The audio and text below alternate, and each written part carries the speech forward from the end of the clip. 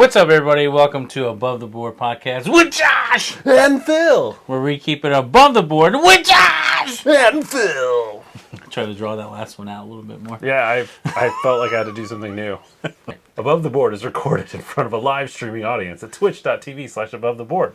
Beautiful. And you can catch past streams and podcasts on abovetheboardpodcast.com. Nailed it.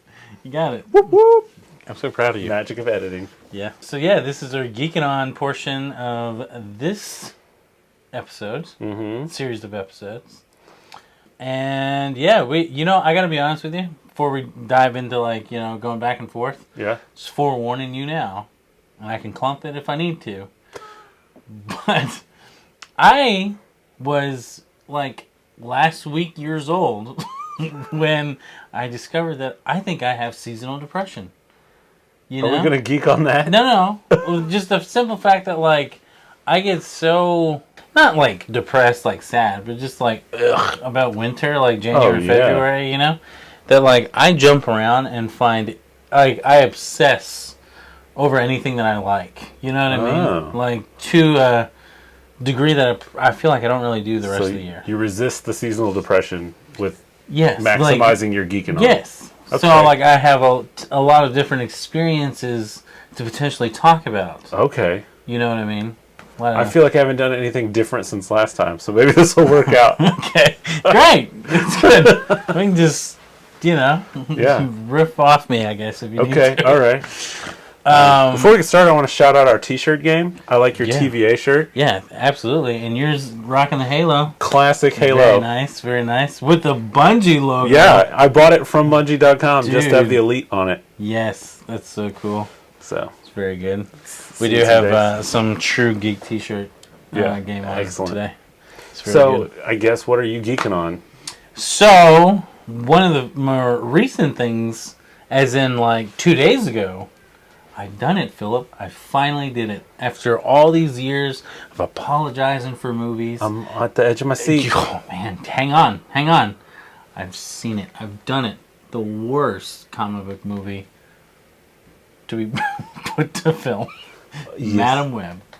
Oh, jeez. It's actually not the worst. I take that back. But it's not great. It seemed fine for what it was. Yeah. I don't know. Because it's in the Morbius cinematic universe, right? Well, I mean, if by that you mean Sony. Yeah. Because I was talking to my buddy about it. It takes place in 2003. Yes. That's all I had to tell me. Now I regret not seeing it. Yes. So, a really good friend of mine saw it. Does it bother you that few days the ago? year I graduated high school is now a period piece? Yeah. Does it bother you? Should be bothering. I'm kind of excited. Yeah, dude. It's turning 30. I was like, this is dope. Waiting room music is all my favorite songs. It's Nirvana on strings. You're yeah, this is great. It's the that elevator music, elevator System of a Down. Yeah, you're yes, this is fantastic. Chop suey me all the way to the 30th floor. Can we put that on a t-shirt? That's our official t-shirt. Yeah. We should make some for Gen Con. Yeah. Let our fans buy them. Or just stickers of our sayings, That's and true. Just start slinging them at people. That's the real thing. We should have shrieking them at people. Ooh, what was that? And it's a sticker that says "Chop suey me all the way to the 30th floor." But you know what the real treat will be is when we see how many Stanley cups and laptops and game bags or whatever, I don't know, that have our stuff on it. Oh, that's the real treat. Anyway, so back to Madam Web. We digress sometimes. No, I took Sadie to see it just a couple days ago.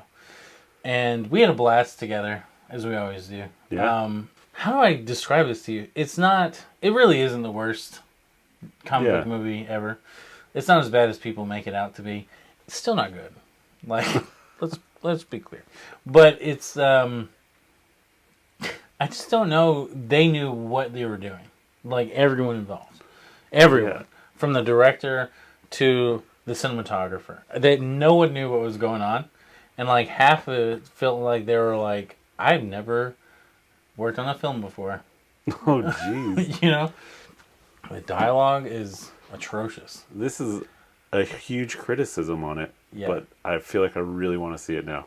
Dude, The more you talk, the more I want to see. why I wanted to see it, because everyone kept talking about how bad it was, right? But And is it's a it sounds like Spider-Verse movie. is it that perfect kind of bad where it's like fun? Yes. Because it's yes, bad? Yes. It's not it's not a painful bad. I will say that. There are moments that you could qualify painful, like the villain. Yeah. The villain is painful bad. Let me be clear. The villain is so bad that I think over 80% of his lines are ADR. And that's no exaggeration. You don't see this dude's mouth move for like a good chunk of the time that he's in the film. It's like his face, and then it cuts to the back of his head, and then he talks. Oh, man. When he does talk, I counted 3 or 4 times where his lips don't match what is being said. Oh, my God. And it was one of those things where I was like, am I seeing this? Like, who okayed this? Who saw this at a screen and was like... I would say that's like the problem with modern Hollywood blockbusters is how much they do in post, you know? Yes. And this one is just like, I mean, it's like lathered on, you know, like a honey bun. I mean, it's just sticky with ADR and like weird editing choices. That's true, because it's like doing the short films I've done or whatever. I know you make weird editing choices because you're like, this is the footage we have. And I feel this like is the only way it works. I feel like there's several times where like there's transitions, or there's just like not even a transition, but there's like a special effect would be involved, and they would edit it weird, and I was kind of like, what? Like it's like you get slapped in the face, like it's so like jarring and like out of nowhere. And then there's like a lot of the action. Well, first off, there's not a lot of action, but the small amounts of action that does take place in it, they do these like weird. The camera follows the movement, versus like tracking the movement. You know what I'm saying? Mm-hmm. So like a good choreographed or a well shot action scene, like John Wick, for example. There's so few good shot action scenes That's nowadays. the only one that I can really comes to mind. That's like a masterpiece in filming an action sequence. Yeah, I know. When I finally saw John Wick or whatever, I was like, oh my gosh. These fight scenes are in a wide shot. What is happening? It's incredible. It's so good. And they only get better, too, like with these John Wick movie. But anyway, those are masterpieces at how to film an action sequence. Even if it's just like 20 seconds long, you know? Oh, right. This one, there's like a sequence where the bad guy is taking out cops in like the subway, docking area. The camera's just like, shoo, shoo. Shoo, shoo, like back and forth, and like flips upside down for no reason, just to make it look cool, I guess. Oh my gosh! And like Sadie turns to me, she's like, "I'm like getting dizzy." Oh no! Like super disorienting, can't follow what's going on, you know. Yeah. And half time it's just like weird action shot, and then there's like a body on the floor, and like, oh okay, cool. So my friend was also, he goes, "What Spider-Verse does it take place in? Like, is it the Tom Holland one? Is it the Andrew Garfield one, or the Tobey Maguire one, or is it maybe part of the animated one, but like the live action version of the animated world?" Also, let's see, if it's 2003, then maybe it's the Tobey Maguire Spider-Verse. You would think that, but Peter Parker, spoiler alert, is born in this movie. Oh, that's the other thing too. That my other big complaint about the movie is that like they could not stop cramming Spider-Man references or Easter eggs down my throat. I was going to like puke for the amount. That's like I don't like just intertextual shout outs. So bad, dude. Ugh. Like, so again, spoiler, but like one of the Adam Scott's in it. He's in the trailer, but he plays Ben Parker. We all know who Ben Parker is. We all know what happens to Ben Parker at some point in his life. Yeah. They're driving through Queens, and he's like, "Can you like be careful?" Because they're EMTs or whatever, and they're in the ambulance. He's like, "Can you be careful?" And she's like, her response was like a quirky, like one-liner kind of deal. But she says, "What's the matter, Ben? You don't like being shot at Queens?" Oh, jeez. Oh, that's like dark. Womp womp. Yeah, and so it's like everyone in the... Insert that gif of Spider-Man shopping in the grocery store and he finds that box of Uncle Ben's rice and breaks down crying. Yeah. And then also, like 10 minutes later, he goes, "Well, I'm seeing somebody." And she's like, "What's her name?" And he's like, a knowing look, Oh, you know. stares hard at the camera. Wink! Everyone knows who I'm seeing. We got it. It's a Spider-Man movie without Spider-Man.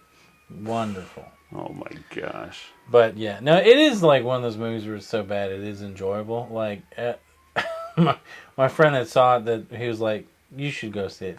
He's like, it's one of those ones that I feel like if it were an earlier era, it'd be like a Friday night rent. Yeah. Oh yeah. You know what I mean? Like, you have a bunch of buddies over, like after school. Yeah. And, like, your parents get you a pizza from you know, Papa John's or Domino's or wherever. Cece's Pizza. No, never. Which one? Which one do you say never to? Cece's. I thought you liked Cece's. No, I like pizza buffets. Okay. Because you just make up for how bad it is by eating more of it. So when you're at like a quarter a slice, you're just making money. Makes sense. That sounds like you're giving yourself ulcers. Or something worse. What about you, Phil? What are you geeking on? Don't say Starfield. No, I'm not. Kidding, I'm not. Kidding. I've played it for a total of an hour since our last recording. Oh, wow. So, Sorry. no news there. Okay. But I'm just proud of myself because I'm going hard. Like, I'm in the top 15,000 Marvel Snap players this season. Nice. That is, I mean, hey, something to be proud of. Yeah. Tote that flag. I know. I'm stoked. I really leveled up my game because I'll do these Twitch drops where if you're like watching another player, like they'll give you free stuff in the game. So just put up in the background. Yeah. And he said this one thing where he's like, if you play your Wombo combo card, go ahead and snap. Yeah. That's a game changer for me. Because I'm like, duh, that's so obvious. Yeah. If I'm making my big play, I should snap. Yeah, let me get the double points for it. Because I play enough where it's like I'll hold out to the final round where it's an auto snap anyways. Mm-hmm. So if I snap on round 3 or 4 when I play my combo and it doesn't work out, I still lose 2 as if I stayed in the whole time. Yeah. You know? Yeah. Interesting. So my like cube rate has just gone way up because I'm making better snap decisions. Yeah, that's pretty cool. So. I've seen a lot of stuff about like, have there been like character pack releases, like new characters that they've brought in? Like they've like adjusted their economy a lot since the game started. So now like every season, if you buy the season pass, there's a character. Yeah. And then every week they release a new character. Oh wow. And for just season pass or for everybody? For everybody, but it's like in this weird way of that when you level up your collection level, you get like a spotlight key. And the spotlight key gives you like 1 of 4 cards, and one of them is the new character. Oh, okay. Yeah, so they're constantly adding new characters in. I feel like they're doing a really good job of maintaining the meta and keeping it interesting. Like once a month, they'll adjust numbers on stuff to keep things fair. And then, like I said, they're always putting in new characters. And then like once a month, they'll also like do like a reworking of some stuff that's like busted. It's just like in a good place. And right now, one of the decks that's really successful is Hela, Loki's villain. Mm-hmm. You play her, and every card you discarded previously to playing her, you place randomly on the board. And so I like that seems high RNG decks. Crazy, yeah. And because one of the new cards they introduced is you play them and you discard 2 random cards from your hand. When you do, you get +1 mana every turn. What is it? Energy? Yeah. Snap juice? I don't know. Snapple. And then, so you can play her like ahead of curve and stuff, and I'm having a blast with it. Nice, man. And I think the deck list I'm playing, though, has good plays without Hela. I'll randomly discard her at the beginning, and my opponent will snap on me, but then I'll like draw into my other plays and beat them anyways. Cool. But I'm a gentleman, because the bad... You're not a bully? No. The bully, bad manners, and snap is if someone snaps against you and you win, you just start spamming the Thanos emote where he's snapping. Makes me so mad. It is. It's like so the dumb. Halo teabagging. It is. Marvel snap. It is. And it's just kind of like, bro, the whole game is snapping. If you're not losing some of your snaps, you're not snapping enough. Yeah. Like, why are you being a tool? Pro tip, don't be a tool when you're Marvel snapping. Yes. We stay above the board. We're not Marvel Snap tools. We're Marvel Snap jewels. There you go. Very good. Man. All right. What are you geeking on? So Amazon Prime came out with a new show at the beginning of February called... Did you see a season finale I have not seen the finale. I'm like almost to the finale. Okay. But it is fantastic. It is. It's written... I think he's one of the showrunners. He definitely like co-created it. Yeah. And then the main writer of the show, she wrote Swarm from last year. I talked about. Yeah. And she also the same writer who did the last 2 seasons of Atlanta. Oh. So arguably the 2 best seasons of that show. For sure. And then also his brother has written or directed a couple episodes. Yeah. I know he's one of his... Hero, the guy who did a lot of directing of Atlanta. Oh, okay. You know what I'm talking about? Yeah. He's done a couple episodes too. Nice. But it's so good, dude. It's fantastic. Like, it is classic. His style of humor. Uh-huh. Just that whole... Everything is very natural and like organic feeling. Like, the dialogue and the conversations they have, like, nothing seems super dramatically scripted. You know what I mean? Like, it's not like highbrow espionage stuff. It's like... Yeah. If Ern from Atlanta passed his spy test. You know what I mean? It's kind of like that a little bit. So he's like real mellow. Yeah. But they're doing spy stuff. Yeah. It's so good. There's like, the element of... I didn't know that the Brad Pitt and Angelina Jolie movie was based off an older movie that was based off a TV show. What? I had no idea. I have no idea. I thought it was all like an original thing. Yeah. But apparently there was like a show in the 80s, I think. 70s or 80s with Scott Bakula. What? And Maria Bello. So the 2005, 4 or 5 movie, whatever it was, that was a remake of the series. Yeah. And then this is a remake of both the 2005 and the series. Because it's like really dwelling into the whole like mystery of like who are the company is that like runs the Mr. and Mrs. Smith like spy cells and all this other stuff. So right, but they're like rival spies, right? No. Oh. So that's the thing too, is that the Mr. and Mrs. Smith, they're rival spies, right? Like they don't know that each other are spies. Uh-huh. And this one they go in knowing like they're assigned to each other. Oh, okay. So they're sense? not like legit married, they're like fake married. Right. Oh, okay. Yeah.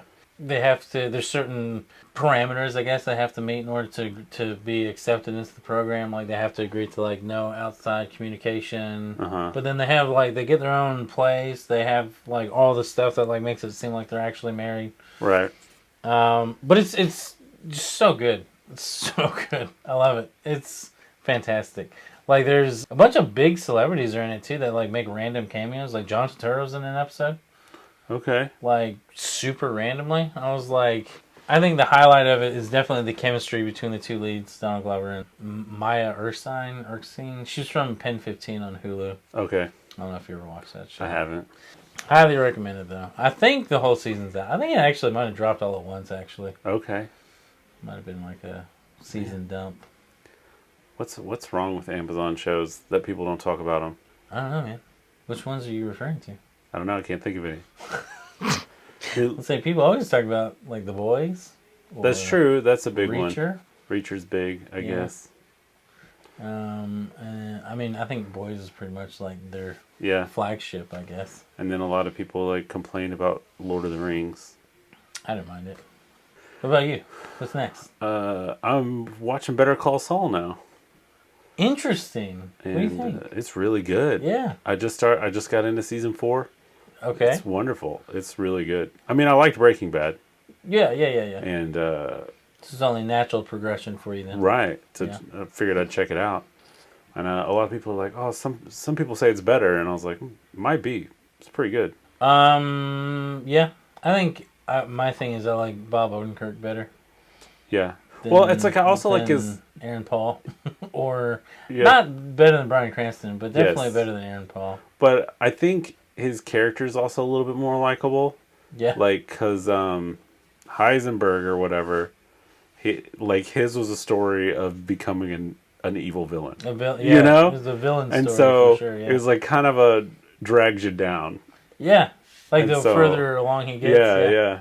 Like, you're kind of like rooting for him. You're like, oh, he's cool, but then you're like, oh, he's not a nice He's not, person. he's not a good And so guy. it's interesting because that Breaking Bad to me, it's like about power and powerlessness. It's kind of and so this Better Call Saul is kind of like more about relationships. Jimmy doesn't know who he is in relation to everyone else. Mm-hmm. So that whole dynamic with his brothers is wild to me. Yes. And intense and exciting and makes me feel feelings and Yep. it was really good. And I just I can't get over how much subtext there is in the show. I think that's what makes it so good.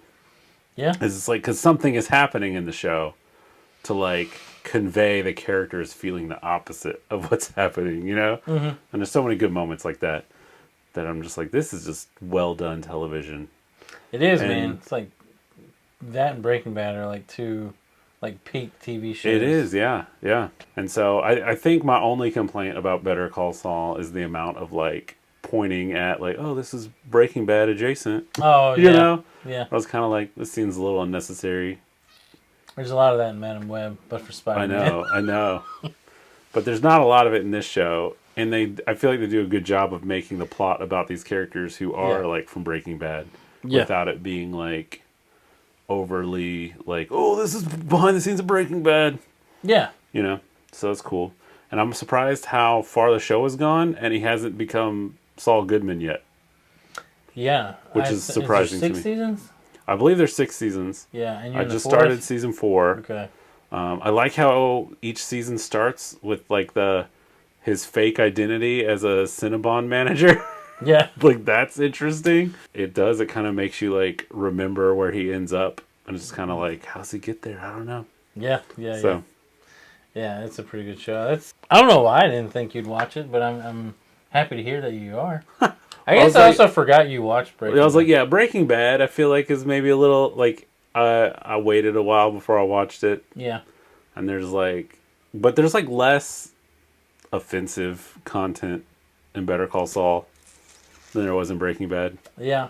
So that helps me enjoy it more, I guess. Yeah, I think for Breaking Bad, I just thought it might have been too dark for you, Yeah. There's some people you just I just wanted to protect you, Phil. Thanks. Don't watch the super that's the thing. stuff. So I good character development always gets me. Yeah. Or whatever, Yeah. And I think that's why Breaking Bad is such a good show is because that character arc is so well handled and taken care of. And it is, and even when there's the violence or the adult content, Debauchery, we'll say, it's part of his character arc. It's that subtext again. It's reflecting who he is and what he's going through on his journey. It's not just wouldn't it be cool to see someone get shot while they're in a strip club? Yeah. I got that. So it is, yeah. So it's it's tasteful. Yeah. And so there is. It's true though. It's Yeah, so true. there's a lot of stuff that if it had that same content in it, I'd probably just turn it off. Yeah. Because I'm wasting my time. Yeah. But Breaking Bad, it was this is good enough storytelling that this is meaningful. Hang on to it. Yeah. Totally. And so. For sure. And so I feel Better Call Saul is doing the same thing, but he's a better guy. He wants to be a good guy. I thought in season 1 there was this because his buddy who's the fixer, who's the ex-cop. Yeah. He has that dialogue with that Mike. Yeah, Mike has that conversation with that nerdy guy who wants to be a drug dealer or whatever. Yeah. Where he's you're a criminal now, and he's I'm not a bad person, and he's I didn't say you're a bad person. I said you're a criminal. He's I've met good people who are criminals and bad people who are criminals. And I've met good people who aren't criminals and bad people who aren't criminals. And I was that is the show, in a For nutshell. sure. Jimmy is struggling to be a good person, but he doesn't know what that is. Yeah. And he's not uncomfortable being a criminal. But he's also a lawyer, so he tries not to be. Exactly. So good. So good. It's very good. You need to watch El Camino next. Oh, I will. It's the Jesse Pinkman I know. sequel. And now I'm worried I'm watching them out of order, but I'm who cares? I assume it's all good. It's fine, yeah. I was pleasantly surprised with El Camino. Yeah, I'd heard it was good too. It was very good. But it's just I like movies more than TV shows. I've expressed this before. And so it's just like with TV shows though, I don't feel bad about like stopping it or, and it's like smaller chunks. But like a movie, I feel like I need to watch together. I don't have anything to say about it, but I'm just going to say it. I'm stoked the TV shows are back.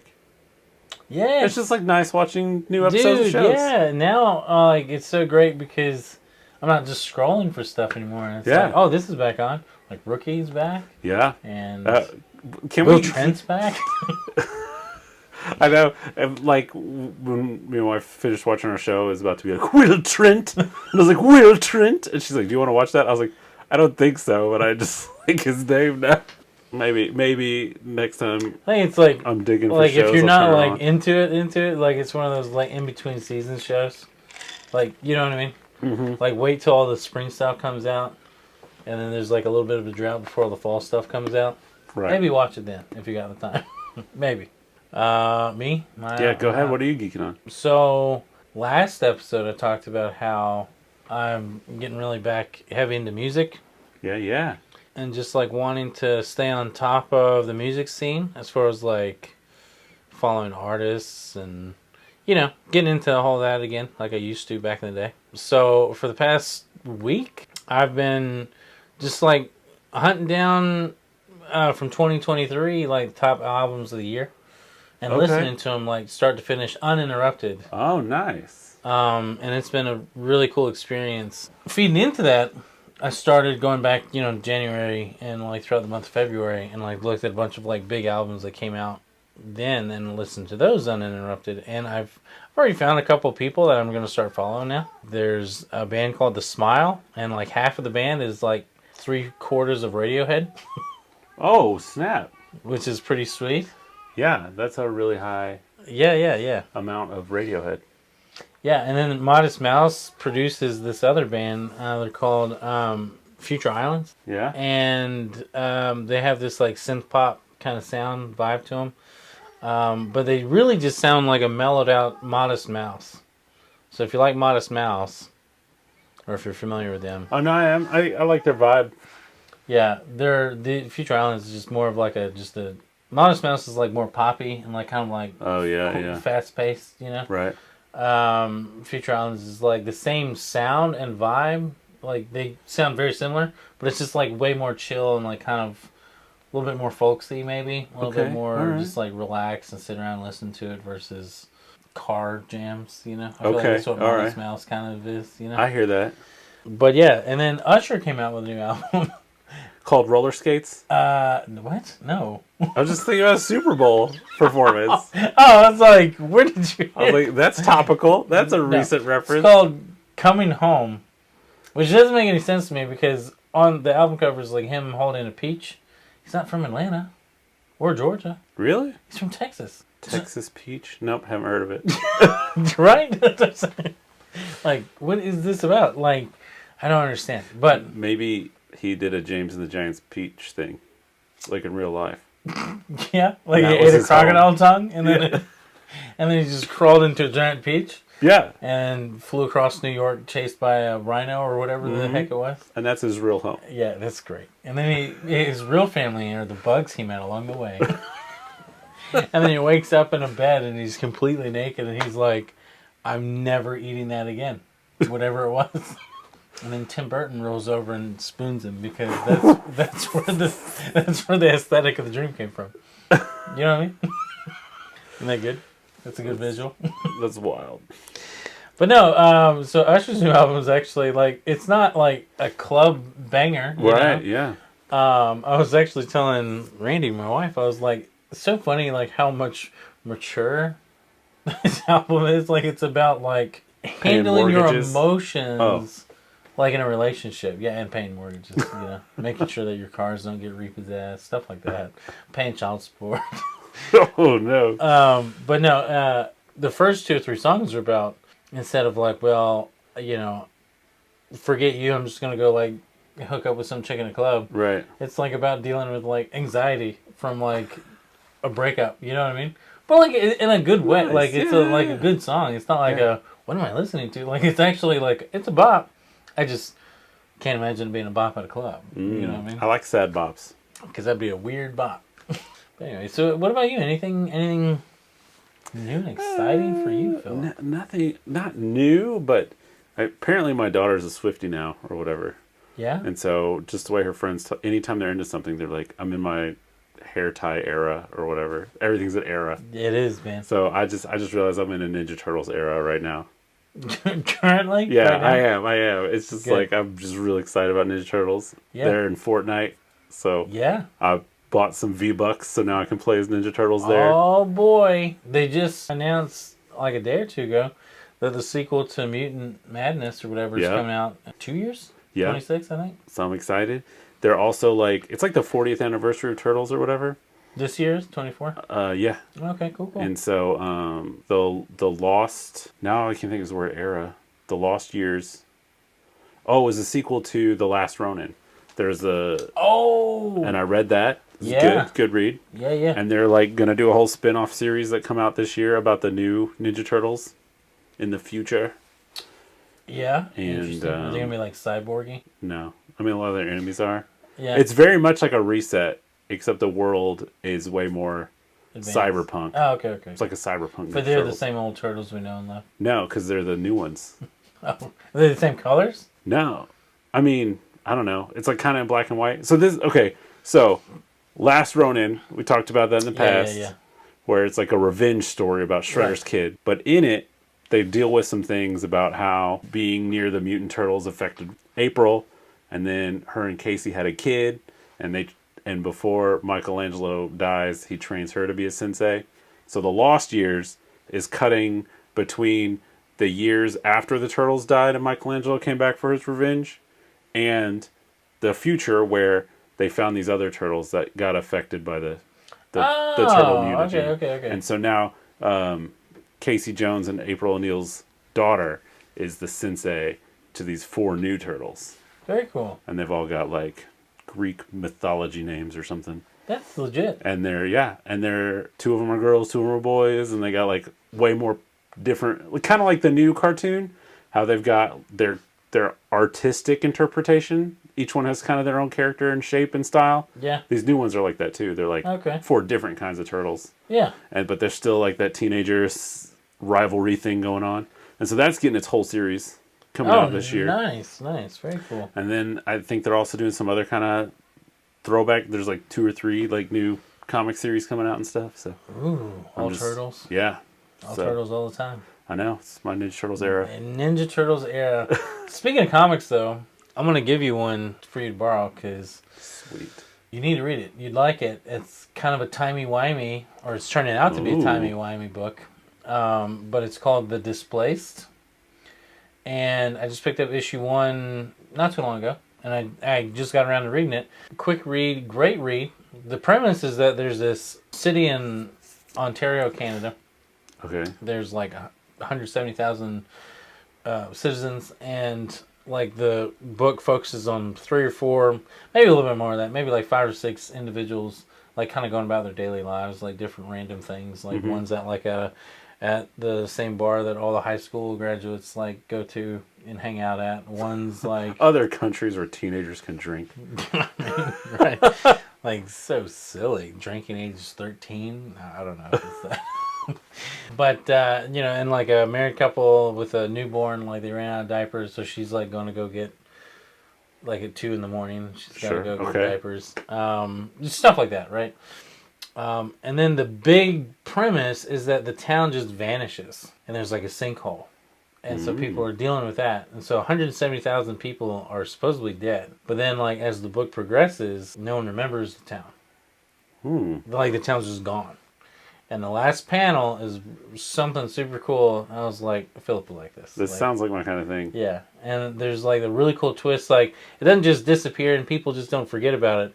Like they just like solidify this like mystery that I don't want to spoil for you. Okay. That just kind of makes it super, super cool. All right. So this was just like a single issue of a comic? Single issue of a comic. It just started, I want to say, in February. I think it was a new release in February. And the next issue's coming out like in the next week or 2. All right. I'm interested. But I'm just going to let you remind me when you leave and all. You're a good comic collector. Yeah? I'm a bad one. I only buy trades. Yeah. Oh, yeah. No, I try to like... You keep the industry alive. I like look at the wall, you know, and I'm Yeah. just like, I look at the staff picks, or not staff picks, but new releases first, Uh-huh. and then I'll look at staff picks, and then I'll kind of like just, go from there. Sometimes I'll just like buy an issue of a run and then never buy. Yeah. And I won't Yeah. keep up with it. And then like next time I go back to the store, it's like issue 12, when like the last one was like issue 1. Like I was just here like a month ago. What changed? What is going on? But yeah, no. So that I think you'll really enjoy it. It's super cool. There's a lot of cool sci-fi elements that Nice. you and I both dig. But then not comics, but there's a book also I just read called Whalefall. One of the most surprisingly good reads. So the premise is a dude gets swallowed by a sperm whale Okay. while he's looking for the remains of his dad, like out in the Pacific Ocean. Like it's just a long Wow. shot. Like his dad died in this one area, and he's gonna go look for his dad's body, and he gets swallowed up by a sperm whale that's like 80 feet long. All right. So the premise of that's like that seems weird and unrealistic, but then like the guy who wrote it did so much crazy research of like, not only is it possible, but like here's like what would happen, and like all these different things that he has to overcome in order to escape. But like it's a very much like a 128 hours. Was that it? But Yes. it's like that a lot, like where it's a lot of self-reflection, and like he had a really kind of a troubled history with his dad, and there's just a lot of cut back and forth with flashbacks of him trying to figure out like what his dad was really about and what their relationship was about. And there's just a lot of really cool emotional revelations throughout the book. And the moments of him surviving inside the whale are super cool and like crazy. Sounds and, like, really good. Yeah. Like there's a sequence where like the whale swallows like a school of luminescent jellyfish. He doesn't have a light inside the whale, obviously. So he knows it's a jellyfish because it's stinging him, and they're like lit up when they sting.